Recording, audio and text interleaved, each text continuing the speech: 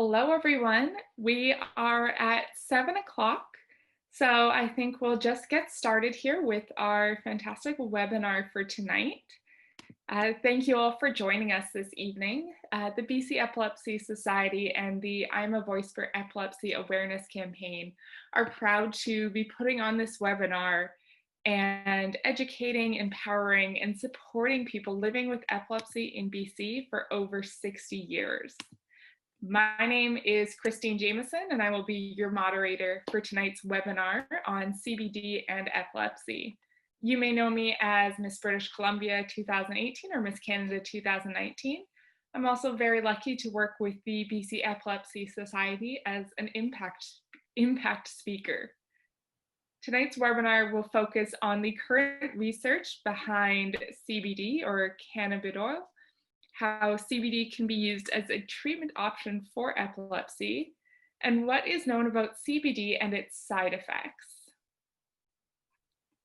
Our presenter tonight is Dr. Chantelle Hrazdil, who completed medical school at the University of Alberta, following which she moved to Vancouver to perform her Adult Neurology Residence Training at UBC. She then completed a fellowship in epilepsy at the University of Calgary before moving back to British Columbia as a UBC Division of Neurology clinical assistant professor and an adult epidemiologist at the Vancouver General Hospital Epilepsy program, where she has been a busy clinician since 2012. So we're very grateful to have you take your time out of your day for us here. Tonight we'll start off with the presentation, followed by a question and answer period. You are able to ask questions throughout the entire webinar. To do this, if you go to the bottom of your screen, you'll see a Q&A button. Simply click this and type your question there. I'll be keeping track of questions throughout the presentation, and we'll be coming back to them at the end. Now, without any further ado, let's get started. Okay, well, thank you very much for the opportunity to come and speak, Christine, and for the kind introduction. So I'm Dr. Hrazdil, and I'm going to be giving approximately hour or so discussion here about the current status with CBD and epilepsy, and we'll look forward to answering your questions at the end. So I have no disclosures, and specifically I have no financial interests or relationships with pharmaceutical industry, nor marijuana or CBD producers or distributors, nor am I involved in any particular CBD research myself, but I am an epilepsy specialist here in Vancouver and have attended a lot of different educational seminars and get asked about this in my clinic pretty much 10 times a day. So the motivation behind this talk is that many patients, parents, and or care providers are certainly interested to know more about cannabis, given a lot of media hype, anecdotal reports of treatment success, and increasing medical literature, including the more recent legalization of marijuana in Canada. People may sense that marijuana is more natural of a product than anti-seizure medications prescribed by their physicians, and hence may prefer it. Many people smoke marijuana for other reasons, such as for recreational use. They may feel it helps with their anxiety or problems with sleeping, nausea, or pain, and so may then wonder if it could help their seizures as well. And there's certainly been some recent human studies of CBD in epilepsy that have been modestly encouraging, and the medicine is now licensed for use in specific kinds of epilepsy, which we'll get into. So the main points for discussion, I'm going to start by reviewing some background information about marijuana and cannabis. We're going to talk about the reasons why cannabis could help to treat epilepsy. We're going to discuss the human research that's been done so far regarding the use of cannabis to treat epilepsy, as well as the safety profile of CBD. And then I'll highlight some of the current limitations and areas that require further investigation. So a little bit of background about cannabis. So cannabis has multiple uses. Cannabis genus of flowering plants are indigenous to Central and South America. And they've been used for millennia to make all sorts of different materials, including hemp fiber for rope, clothing, bowstrings, paper, seeds and oil are used. It's also can provide livestock feed, may be used in religious ceremonies or for its recreational or medicinal effects. Hemp is now a worldwide crop for cordage, construction materials, textiles, edibles, seeds, milk, and oil. Now, cannabinoids specifically are the subcomponent of the hemp. And so there are over 480 known compounds in the cannabis plant, and over 100 of those are different kinds of cannabinoids. So what's a cannabinoid?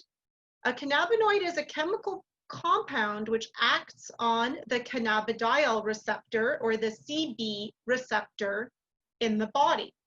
So phytocannabinoids are found inside the cannabis plant.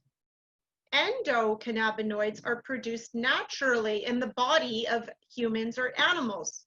And synthetic cannabinoids are manufactured artificially, such as in a pharmaceutical lab. All of these compounds are acting on receptors in different parts of the body, including your brain and your nerve cells, your neurons, to try to communicate a message to those neurons. And this is how these compounds work. Now, there's all kinds of different plant-derived intoxicants out there, and marijuana or cannabis is one of many. So if you think about other examples of naturally occurring plants or products that are subsequently modified in a way that humans use them for alternative intoxicant purposes, you can think of examples like tobacco is used to make nicotine. The poppy and poppy seeds are used to make heroin or opium. Coca plant is used to make cocaine. Grains can be used to make beer or whiskey if allowed to ferment, just like grapes can be used to make wine. And cannabis can be used to make marijuana.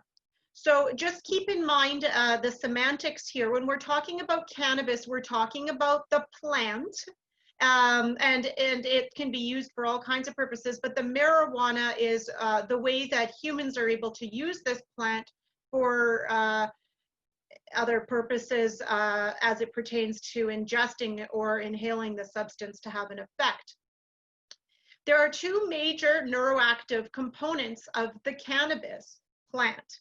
And these are divided into the THC and the CBD component of the marijuana plant. So any given plant is going to have a mixture of the tetrahydrocannabinol as well as the cannabidiol. And the THC component is the more psychoactive component, which can make the person feel high if they're smoking marijuana, for example, or if they're eating a marijuana brownie, okay?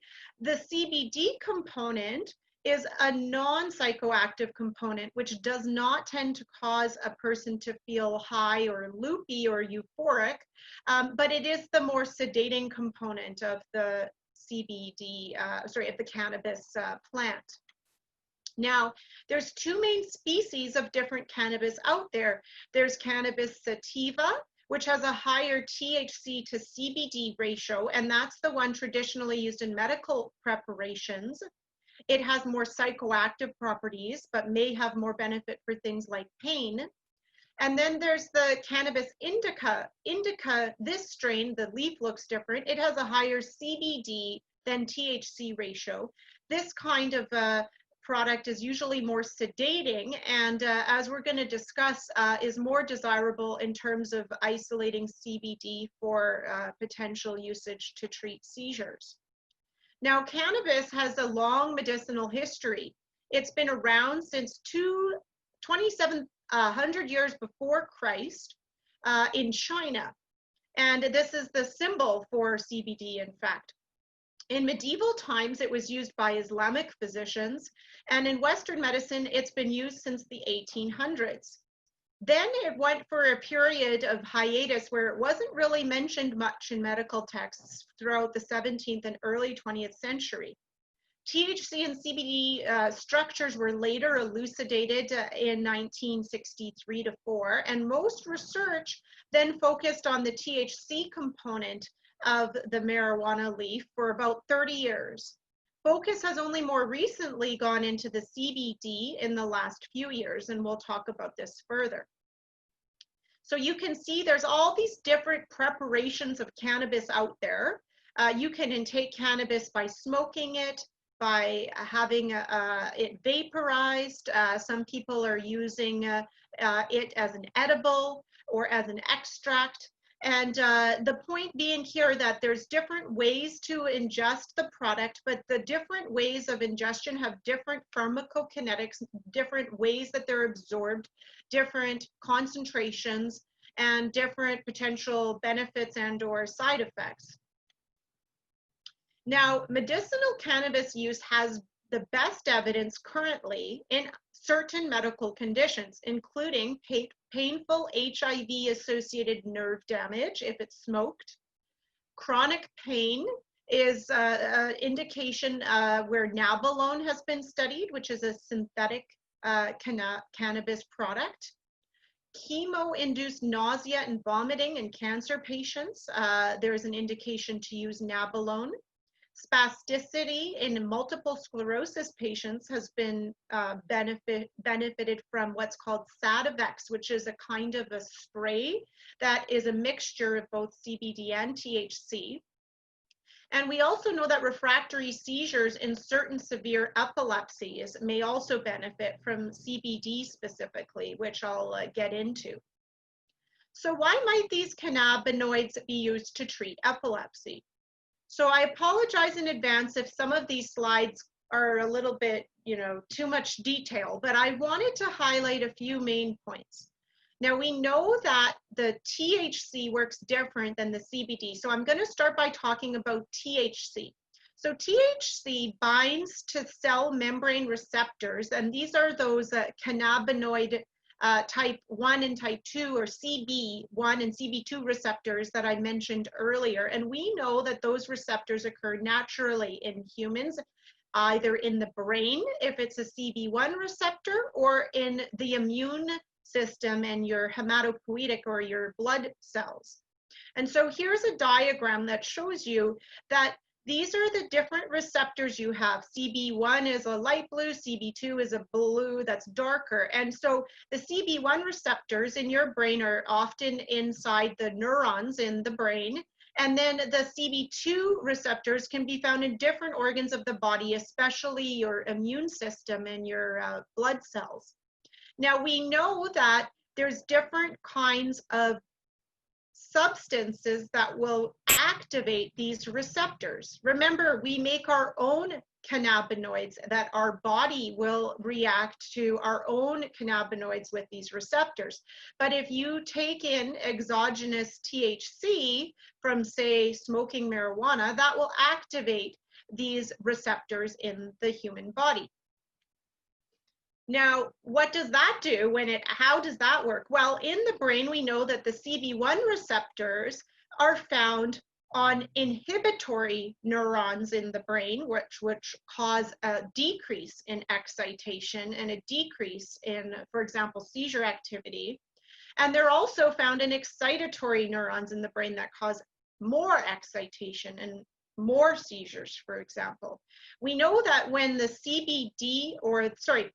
the THC molecule binds to these presynaptic receptors, that leads to a decrease in the release of the neurotransmitter into the synapse of the neuron, and it leads to impact on how those nerve cells communicate with each other and send an electrical message.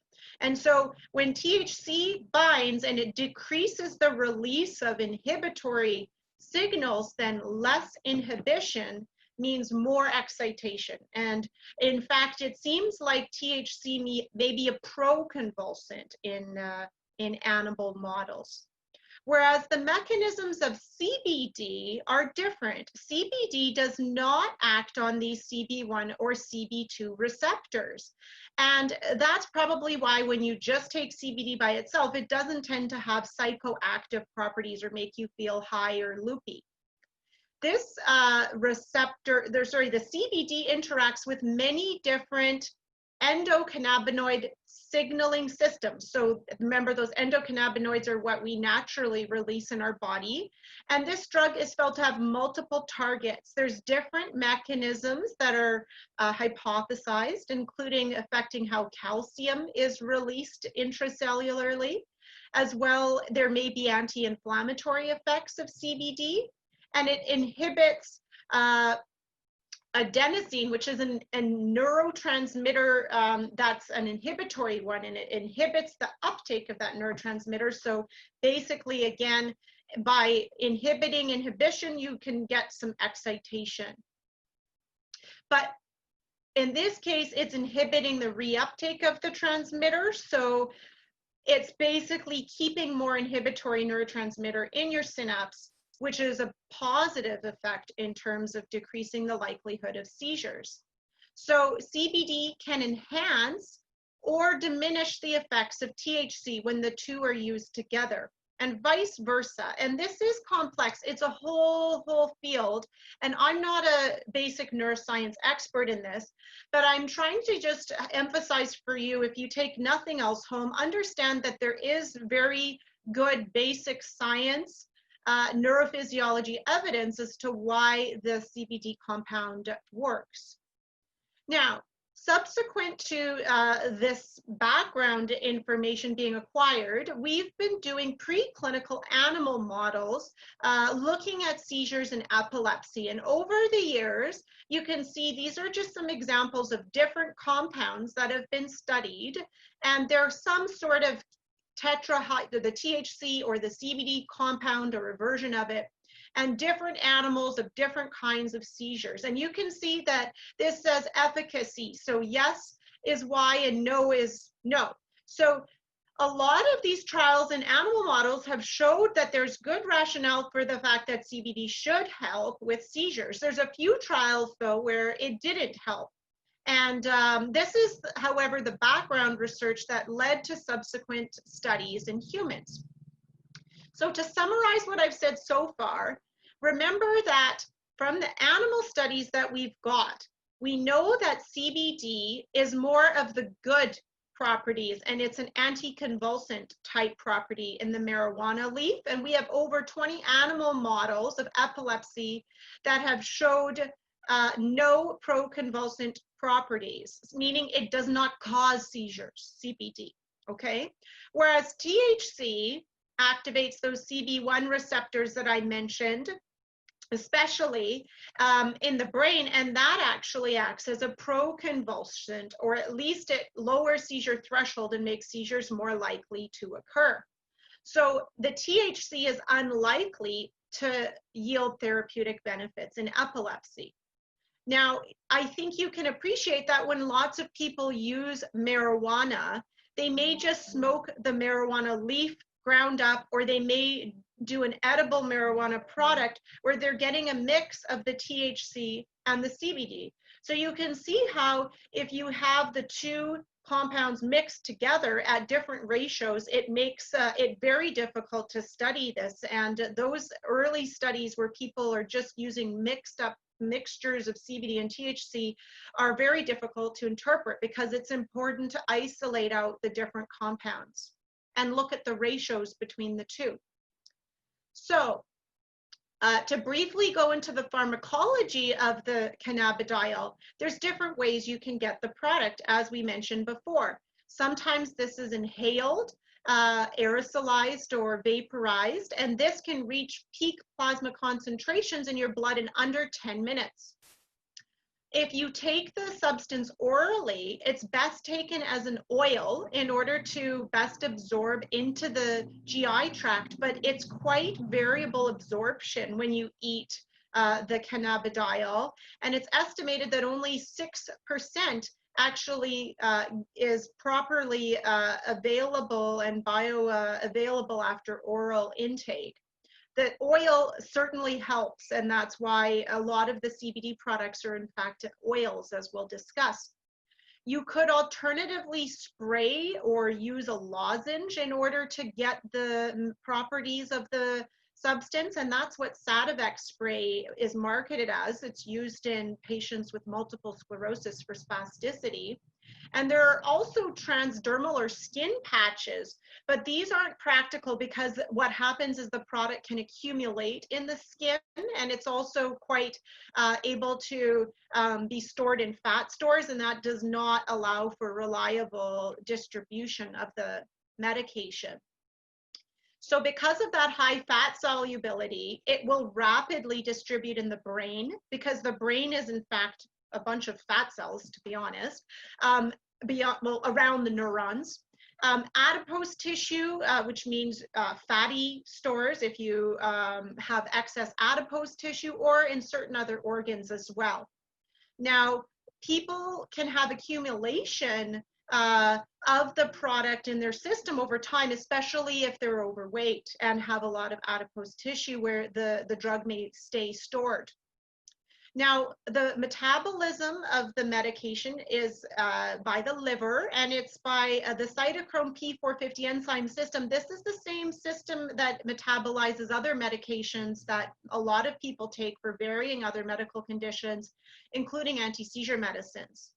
And the half-life of the drug is around 18 to 32 hours. So that means that it takes from 18 to 32 hours for the life of that drug, the concentration, to drop by half compared to what it was at its peak when initially taken. So there's different physiologic effects that cannabis can have on your body. It can affect your eyes. People may get reddening, or there's sometimes decreased ocular pressures. People can get dry mouth. They may get a sensation of heat or cold on their skin. They may get an increase in their heart rate or muscle relaxation. Those are expected physiologic effects of the cannabis. Now, we've studied the safety of cannabis in humans some time ago, even before the more recent trials, and we know from multiple short-term studies that CBD is well tolerated across a wide range of doses, up to 1,500 milligrams per day. Now, many patient years of exposure to nabeximols, which are the oral kind of sprays that are used for MS in Europe and Canada, have also showed that this can be safe. There are theoretic risks that the CBD may lead to immunosuppression, because remember I told you that there's some of those CB receptors on immune cells, but this hasn't proven to be particularly prominent so far. Now, in terms of drug-drug interactions, we know that CBD inhibits certain enzymes. That means it decreases their function in the liver. And some of these anti-seizure drugs that people with epilepsy are taking are also substrates for those same enzymes. So, for example, if you're taking clobazam, which is a common anti-seizure medicine, we know that if you start taking CBD at the same time, your liver enzymes are not going to metabolize your clobazam the same way as they used to, and you're going to have a doubling on average of your clobazam levels in your blood. So just as we've studied these compounds to understand that there is a medical rationale for their efficacy, we know that there are also medical rationales for drug interactions and, of course, for side effects. Sometimes people who take CBD will have their CBD metabolized by their seizure drugs that they're taking. And so, for example, if you're taking a carbamazepine, phenytoin, or strong enzyme-inducing seizure pills that affect the liver, then you may have your CBD metabolized more quickly and need to take more of it. Now, the human studies of cannabidiol and epilepsy were initially really, really poor. So back when I was training as a resident, we had basically no data on the safety and efficacy of CBD and epilepsy. There was a Cochrane review, which is the big medical body of Western medicine that studies all the different evidence that's out there. And they did a review of all of the different studies of cannabinoids in people with epilepsy. And there were only 4 low quality studies looking at a total of only 48 patients. And this was in the year 2014 that they did this review. And they could come up with no reliable conclusions about the efficacy, that means how well it works, of the cannabinoids in the treatment of epilepsy. And they looked at doses anywhere from 200 to 300 milligrams per day of cannabidiol, and it seemed to be safe when it was administered in the small number of patients that it was. But there were no substantial conclusions that could be drawn. It seemed like it was probably safe, but essentially there was a huge lack of literature in the field. Now, despite the lack of literature in the field, there's been a storm of interest in marijuana and medical marijuana for the use of epilepsy ever since a CNN story called Charlotte's Web came out in 2014. And this was the story, as many of you may have heard, of a young girl who had an epileptic encephalopathy with severe refractory seizures and developmental delay. She had what's called Dravet Syndrome. And she had multiple seizure types ever since she was 3 months of age, including status epilepticus and uncontrolled seizures. And by the time she was 5 years old, she'd failed all the medicines that were available on the market. She tried a ketogenic diet, which is a high-fat, low-carbohydrate diet. And she was having significant delays in her intelligence, her cognitive development, and her motor function. And she was having up to 50 seizures per day. So a very devastating story. And her mom had found a marijuana breeder who provided a sublingual, that means under the tongue, extract of a high CBD strain oil. And this child went from having over 300 seizures per week to having an over 90% reduction in her big generalized tonic-clonic seizures. And she had substantial improvement in her behaviors and her motor function after only a few months. And she had sustained benefit for over a year and a half, almost 2. And so this strain of marijuana was dubbed Charlotte's Web, and it led to a huge amount of media attention and public interest in considering using sort of CBD oil in other kinds of epilepsies and in other contexts. We have to remember that there's a lot of hope that comes from stories like this, but it's important that we use this as a guide to then decide on how to design proper studies so that we can know if this substance is effective, in who it's effective, what the side effects are, what doses are safe, etc. Nonetheless, there was a whole bunch of interest in using the product in the absence of medical evidence. And so, for example, there were people reporting on surveys online on a Facebook page of parents of 19 children with treatment-resistant epilepsy using marijuana products, and they reported up to 84% response rates, and 11% of reported cases were seizure-free. There was a survey of 11 parents of children with treatment-resistant epilepsy and CBD enriched cannabis, and they reported 100% improvement in motor seizures and 73% complete or near complete seizure control. There were other surveys of people who smoked cannabis who reported 68% improved seizure control and 54% improved seizure frequency. And there were also some surveys of people who smoked cannabis with epilepsy, and only 2 actually reported improved seizures.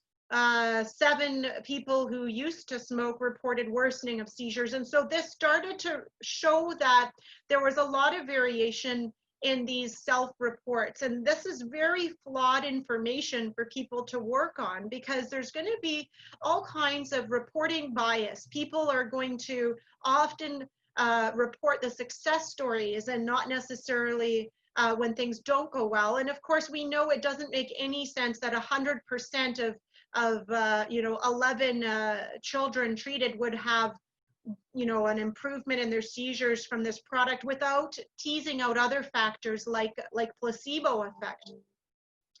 And so we were able to subsequently do a little bit more of proper attempts at research using CBD mostly in children with certain kinds of refractory epilepsies.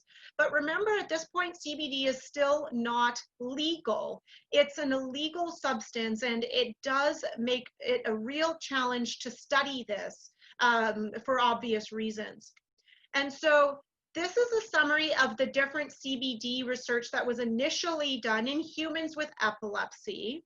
And these were relatively small trials. They overall showed a follow-up period of anywhere from 3 months to up to 1 year. And they looked at the change in seizure control as well as whether there were side effects. And most of the studies were showing no major side effects, although somnolence or drowsiness, as well as GI upset and stomach upset or problems with vomiting or diarrhea were starting to be noted. There was an open label trial, meaning that there was no control group, but they took 214 patients who were aged 1 to 30 who had severe epilepsy in childhood with over 4 motor seizures per week. And they were put on a CBD product in addition to other seizure medicines. Usually they were on 3 or more other medicines, as well as maybe a vagal nerve stimulator or ketogenic diet. And 11 centers in the United States enrolled children in this trial and young adults. And what they did is they gave these people a purified CBD oil extract, which was 99% CBD and only 1% THC. And this was a constant composition. It's a plant-derived product, but it's purified in a lab. And it was given at a dose of 2 to 5 milligrams per kilogram per day, and it was up titrated up to 25 to 50 milligrams per kilogram per day.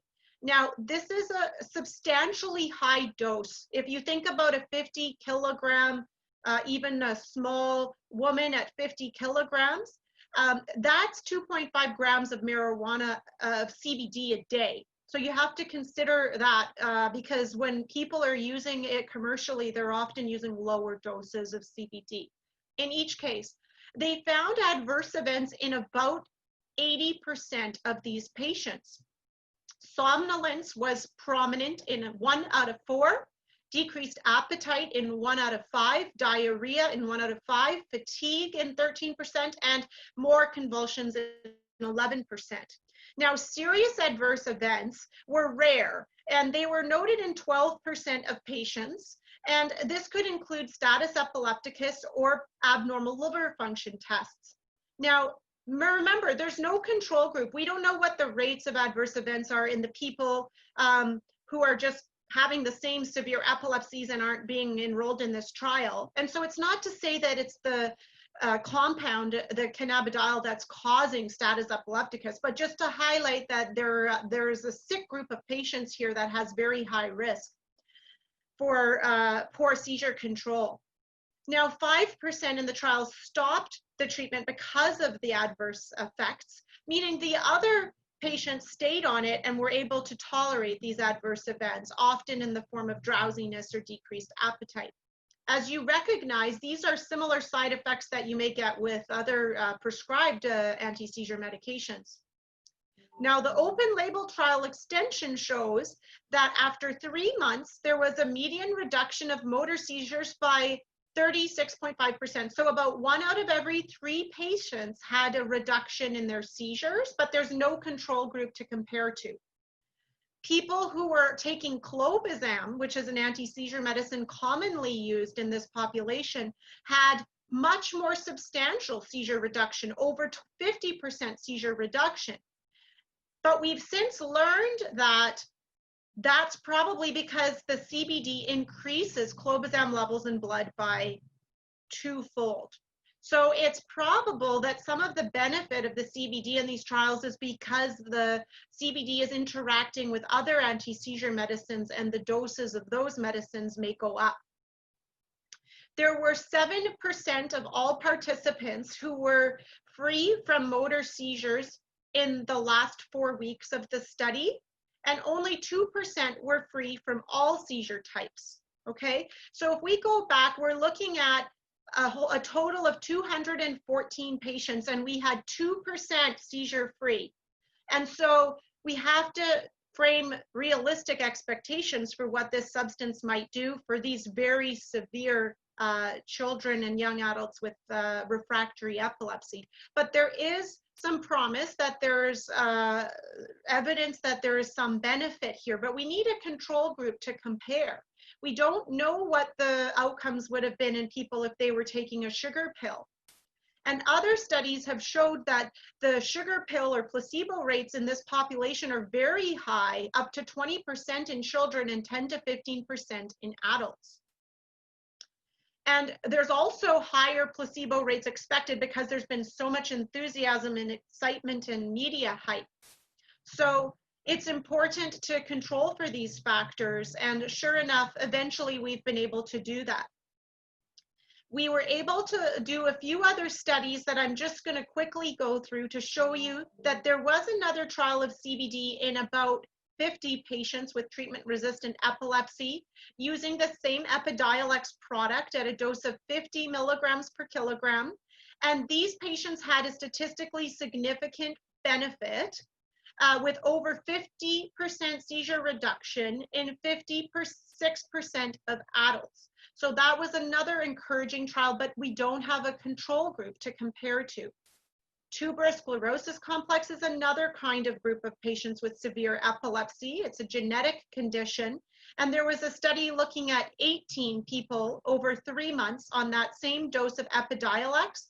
And these people had their seizures reduced by about 50%. So things are looking encouraging. There's something called febrile infection-related epilepsy syndrome. This is in children who have new onset epilepsy with refractory, poorly controlled, severe seizures in status epilepticus. And there was obviously a publication bias to this paper, but its children with this condition treated were in fact able to have a substantial improvement with the use of CBD. So this is where we were at until changes with the legal status of cannabis in North America.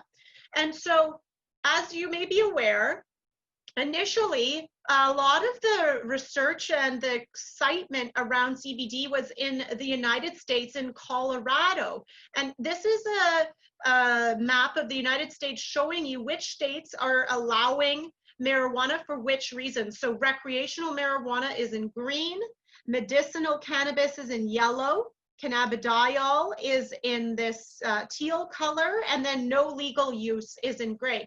And so over time, there are more and more states that are starting to legalize marijuana, but originally it was mostly Colorado. And with this Charlotte's Web media storm, she was in Colorado, and that fueled a lot of political pressure to allow for medical marijuana in different strains and forms. People were actually moving to be in Colorado where they could treat their children or an adult with severe epilepsy with the marijuana products.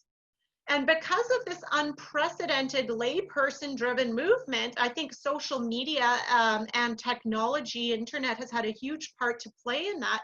This has led to the medical use of marijuana in many states and its legalization, in fact, even for recreational use. Trump, in fact, signed a bill in 2018 legalizing hemp and CBD purified products. This has to be under 0.3% THC. And so this kind of a CBD purified product is no longer a controlled substance, as other drugs like narcotics would be, for example. Now, in recent years, over 40 countries have legalized the medicinal use of cannabis. In Canada, we used to have cannabis legal for medicinal reasons. Initially, all CBD and marijuana products were forbidden and they were illegal substances.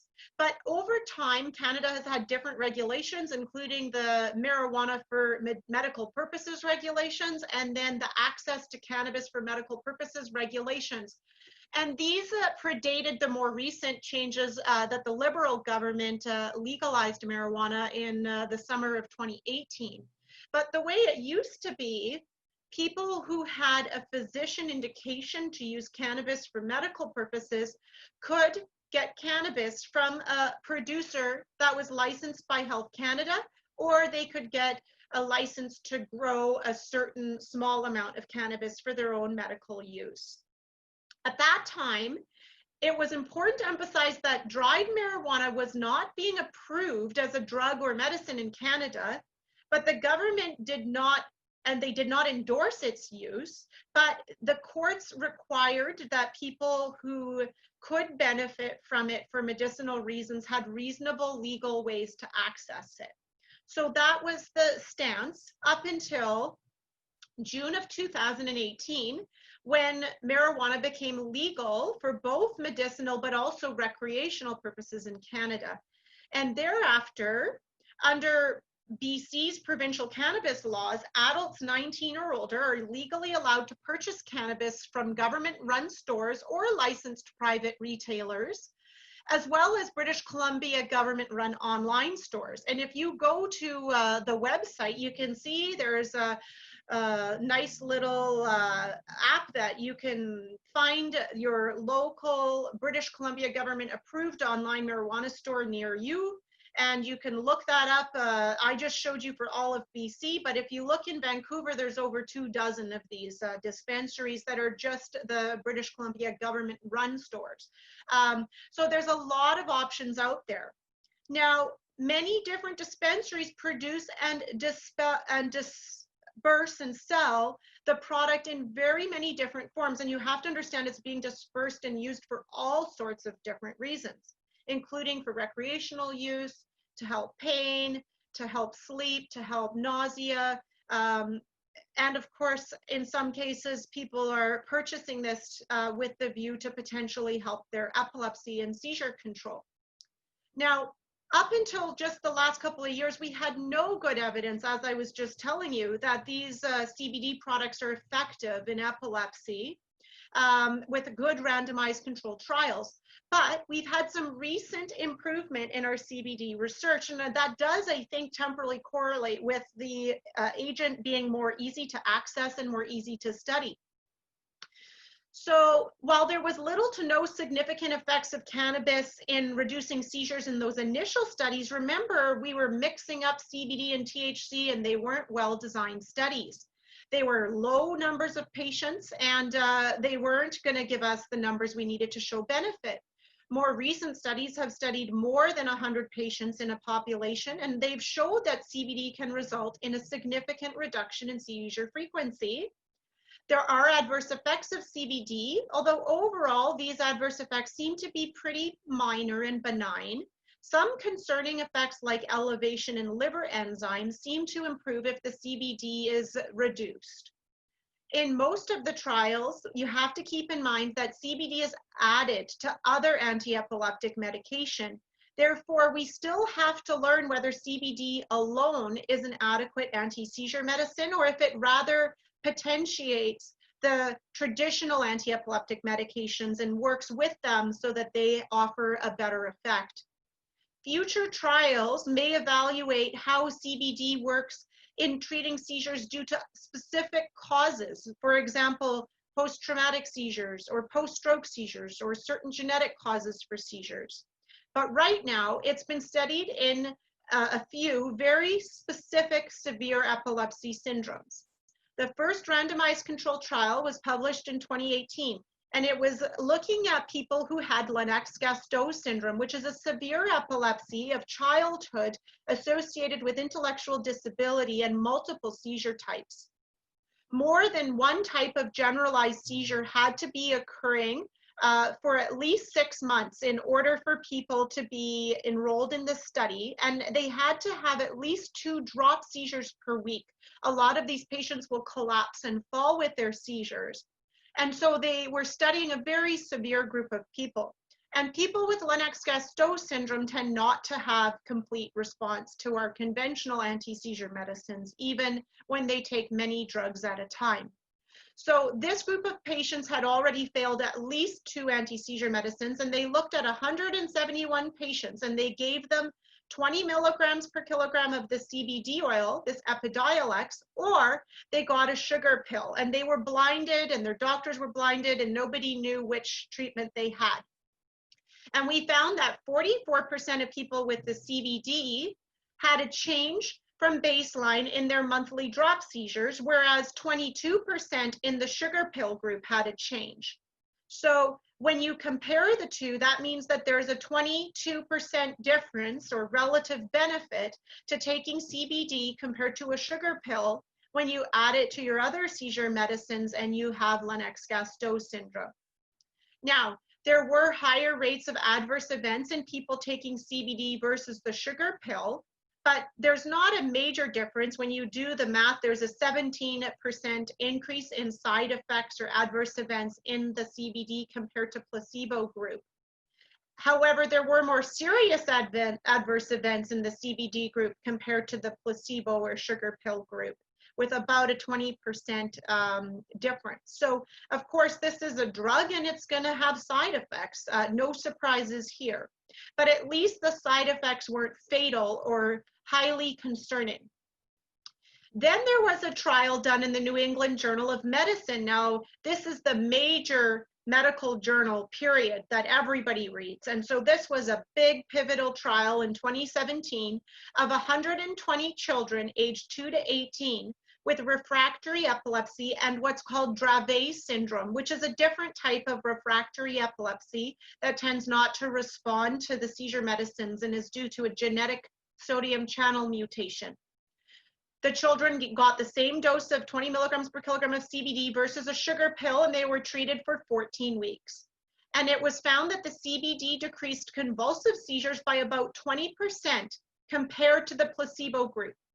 So the responder rate was defined as a 50% or greater decrease in generalized tonic-clonic seizures. So that means if you have 10 generalized tonic-clonic seizures a month, if you had 5 or fewer seizures a month, that would be considered a response.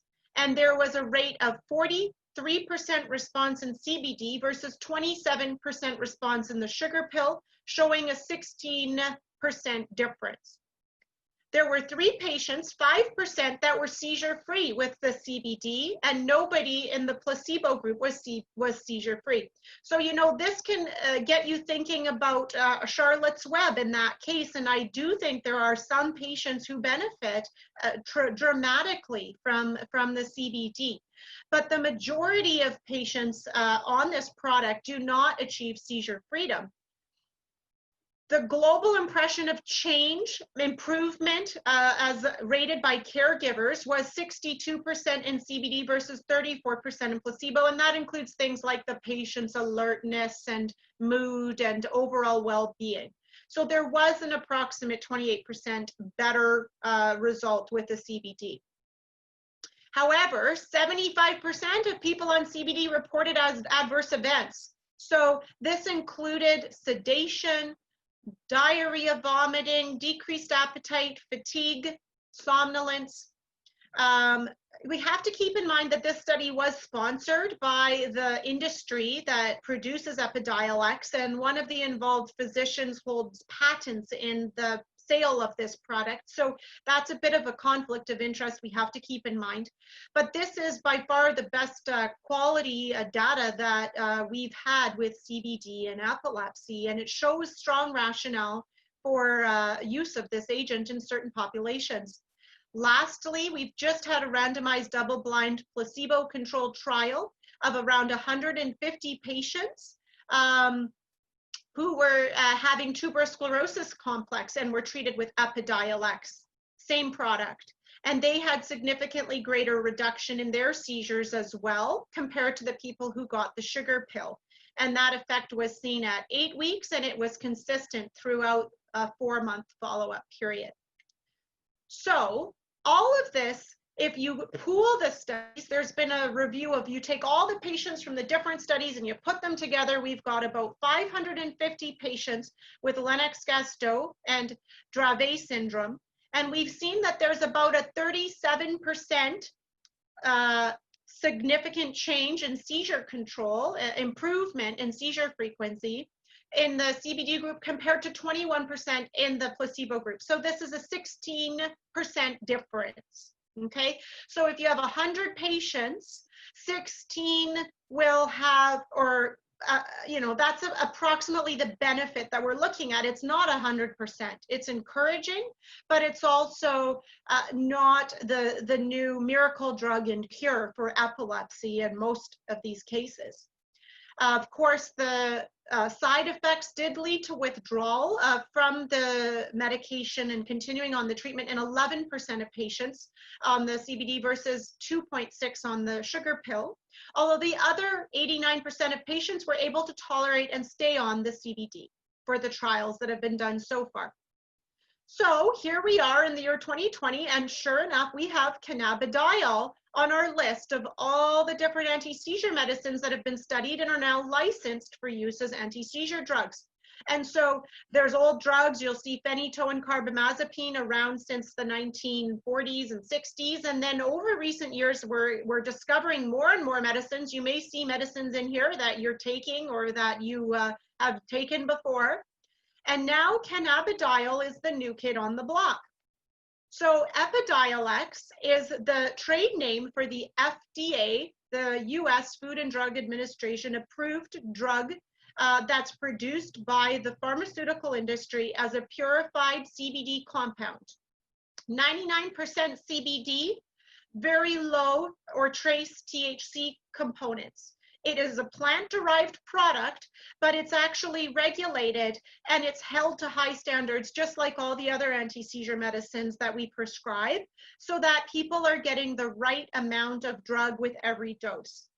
And it's well studied, and it's been indicated as add-on treatment in Dravet syndrome, Lennox-Gastaut syndrome, and tuberous sclerosis complex.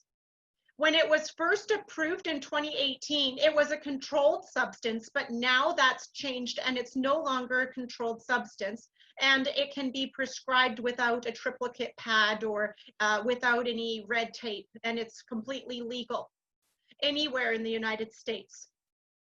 Epidiolex has not been approved by Health Canada yet, and this is not uncommon. Usually there's a delay of 2 to 5 years, if not a little longer, between when a drug is first available in the US and when it gets approved by Health Canada. So in summary, the most common side effects from CBD in an open label follow-up study, which I saw at the North American Epilepsy Congress, which I attended just this last weekend, you can see that they've followed some of these patients up for longer term 3-year follow-up.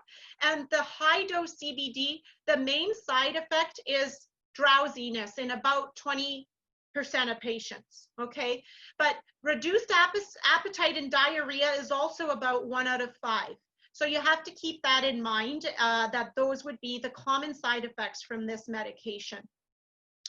You say, okay, well, I don't live in the US, I live in Canada. So how is Epidiolex, that's FDA approved, different from commercial CBD oil, which I can get in Canada? So remember, Epidiolex is a pharmaceutical grade version of CBD oil. Now, Epidiolex is prescribed by a doctor. It's approved by third-party insurers or provincial insurers, and then it is dispensed like any other medication from your pharmacist. Whereas CBD oil is sold over the counter, either or over the internet, I should say, from varying distributors, some of which are licensed and others of which may not be. Now, there's a uniform strength and a consistent delivery providing reliability and stability of each dose of Epidiolex, whereas the commercial grade CBD products contain varying and often unverifiable amounts of CBD. So there's no real way to be sure that you're getting the same reliable dose from vendor to vendor or from batch to batch with the way that people are obtaining CBD in Canada at this time. That said,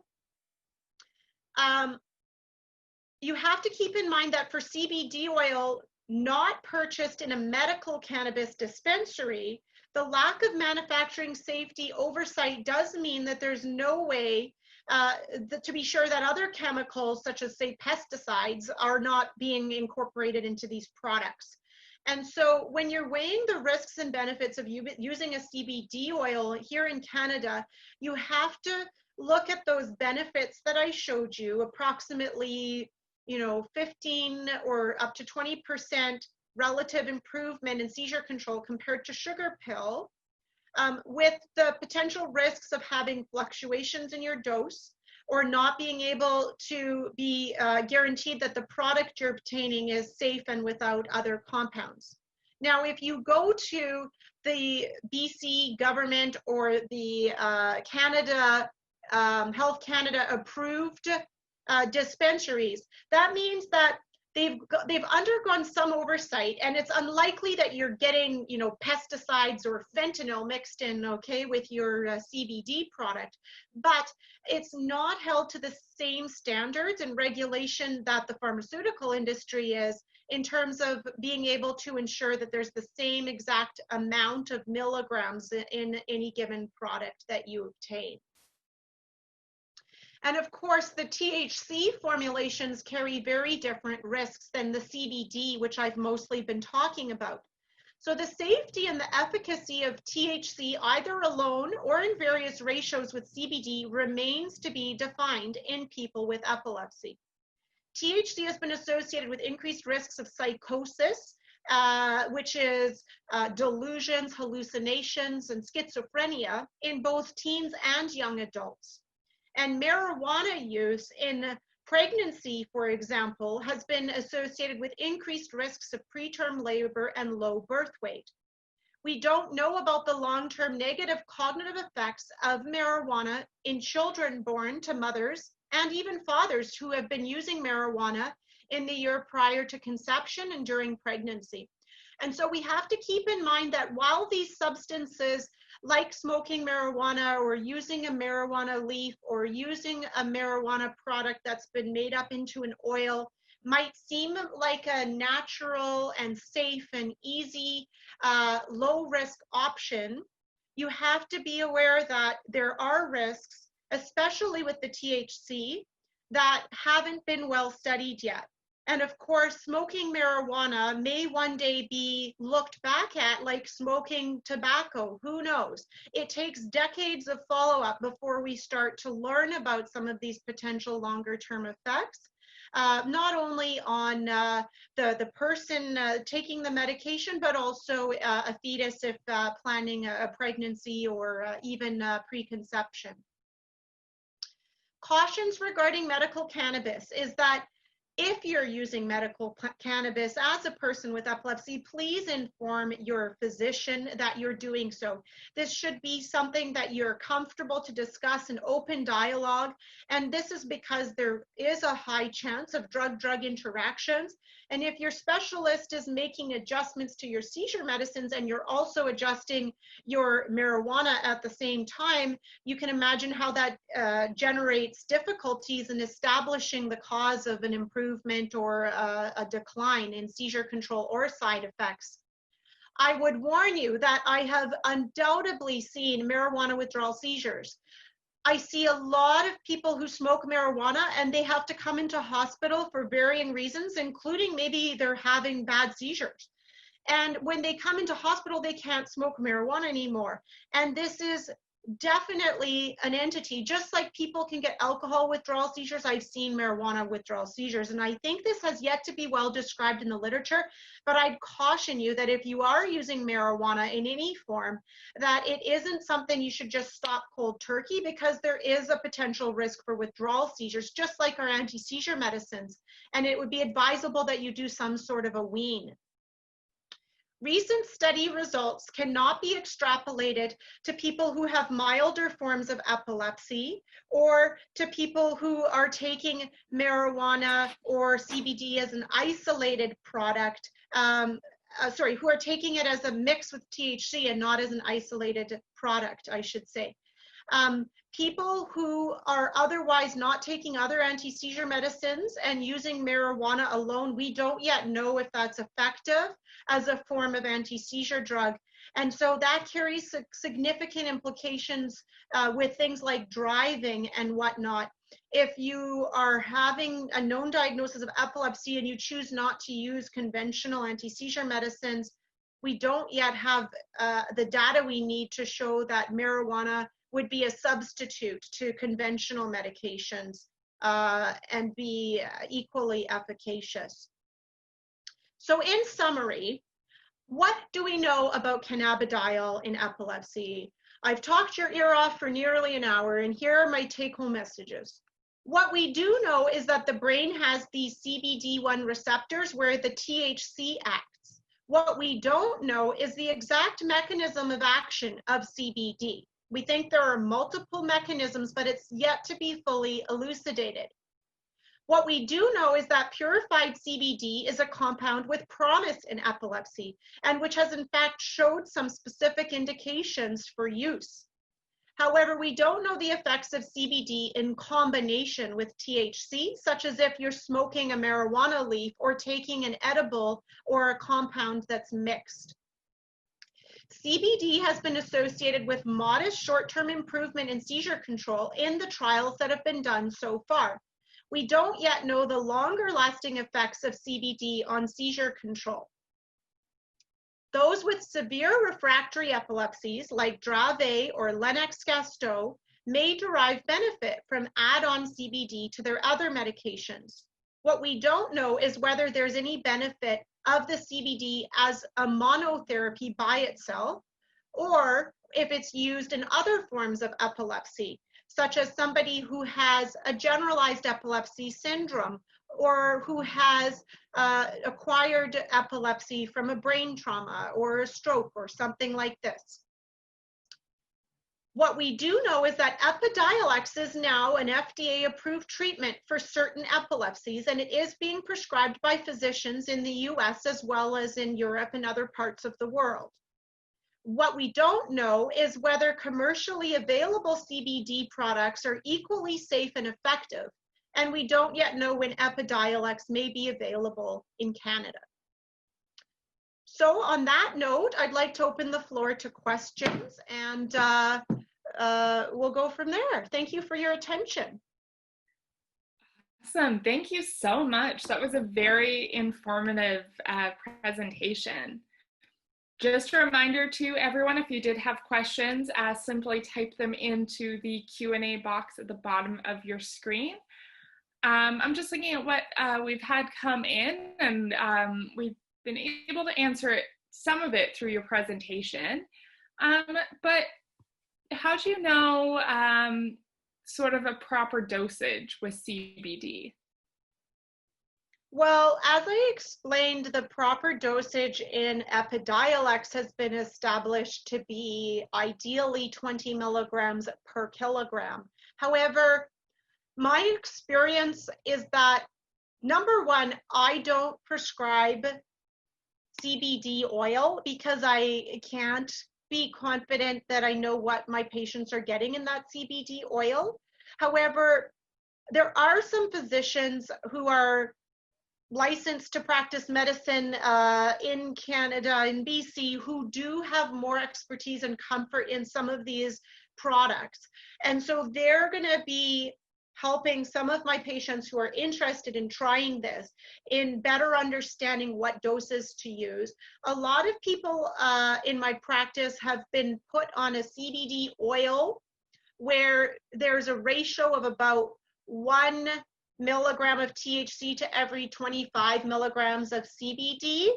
And then this oil comes in vials of about 100 cc's, and every cc is equal to about 1 milligram of THC and 25 of CBD.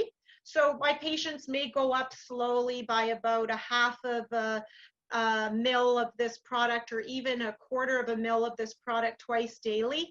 But this is something that if you actually do the math, if it's a child, you might be able to get to a therapeutic dose in a reasonable time frame.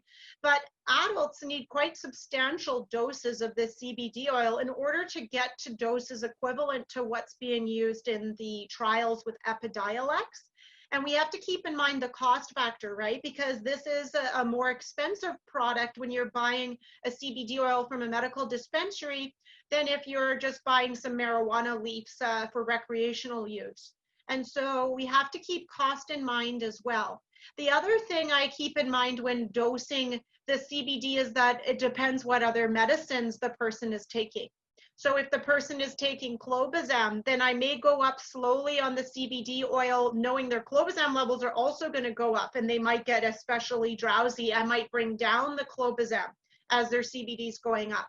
Or if the person is taking something like, say, carbamazepine or something, or phenytoin, an enzyme-inducing anti-seizure medicine, then I might actually have to go up more quickly. Or actually, I'm not the one titrating it, but the family may need to go up more quickly on the CBD oil because the anti-seizure medicines that are being taken and are offering some benefit are metabolizing the CBD oil the CBD more quickly.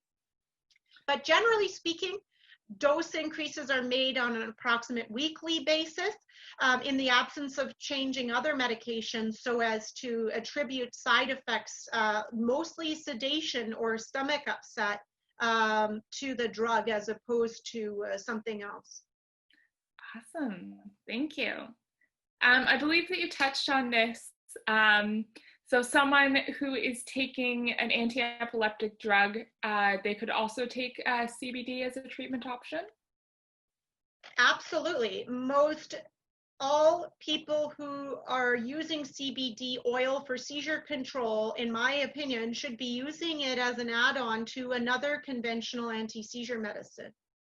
It's not shown to be effective by itself at this time. It may down the road have studies showing it works effectively to control seizures on its own, but we don't know that yet. Awesome.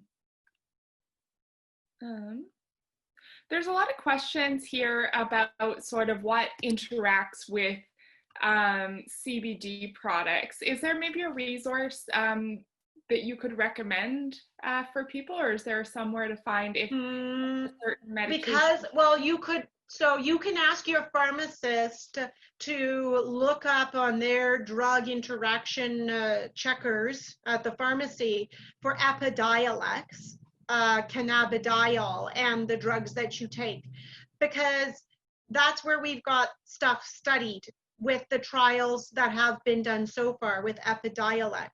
Properly studied. Otherwise, when a person takes a mixture of CBD and THC, it's very hard to know because the THC has its own effects on the medications as well that aren't as well studied in people with epilepsy.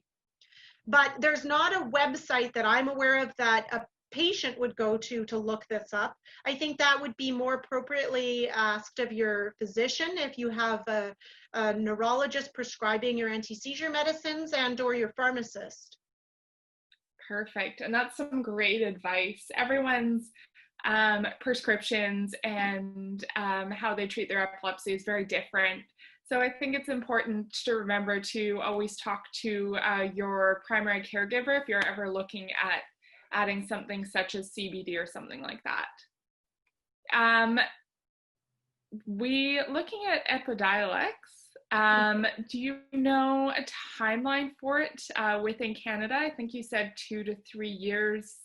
I don't want anybody to write a date on their calendar based on what I say. I do not know when Epidiolex will be approved in Canada. I think that based on my experience with other anti-seizure medications, they tend to get approved in the US substantially earlier than they get approved in Canada, on the order of several years. And so time will tell, but I wouldn't expect Epidiolex to be available in 2021, for example. My gut would tell me it would be longer than that, but who knows? This is because of the different regulatory review bodies that the medications have to go through. And the different countries have different standards and rigors of research before something is approved. Great. Again, question about Epidiolex. There's currently there's no alternative for it in Canada, correct? The alternative to Epidiolex in Canada is commercially purchased CBD oil, which most physicians aren't recommending, although if you are in a real dire straits situation in terms of having failed or had side effects from the commercially available safe anti-seizure medications that your neurologist has been prescribing, then it's worth discussing with your physician. But I prefer to use medicines that are covered by medical plans, better studied, and legal available in Canada without out-of-pocket expense for my patients, and which have better studied drug interactions as opposed to using CBD oil. And I think for me, while the CBD oil is anecdotally helping some of my patients, it's also probably harming some of my patients. And I don't think I've seen it as a substantial difference in how well it works compared to other anti-seizure medicines on the market. Right. In terms of CBD in Canada, I'm actually not aware, I'm not sure of this one. So is it covered under medical? No, so CBD oil will not be covered by a third-party medical plan or by MSP if you're on pharmacare. Medical marijuana, as far as I understand it, does not have much in the way of philanthropy to help fund it the way it used to in the past before it was legalized. There used to be compassion clubs and whatnot. But I believe that some of those politics have changed as of late. Given that the sale of marijuana is, in addition to its use for very altruistic medical purposes, is an industry, right? And it's being heavily marketed, just like tobacco and smoking cigarettes used to be decades ago.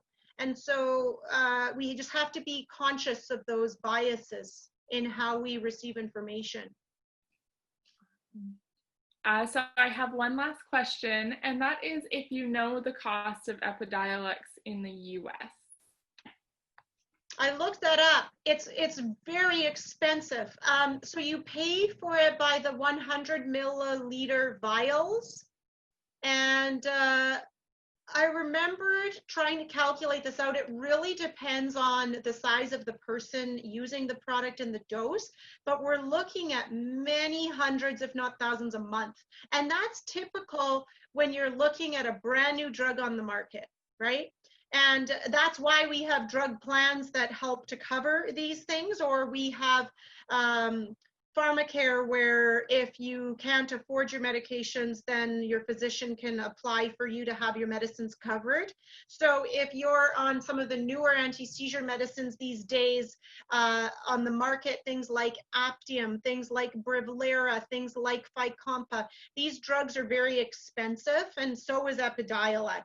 Until such a time as it's covered by insurance policies, or pharmacare, and approved by Health Canada, it's not likely to be an affordable, practical option for a lot of families living with epilepsy. Well, thank you so much for taking your time to do this presentation and answer all those questions. Like I said, it was very informative, and I really hope that our people learned a lot from it. And to all of our viewers, thank you so much for listening into our webinar today.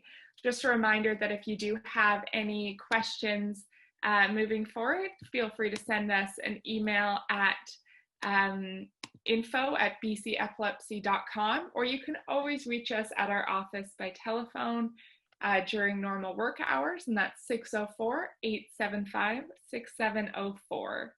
Thank you so much, everyone. Thanks very much. Have a good night.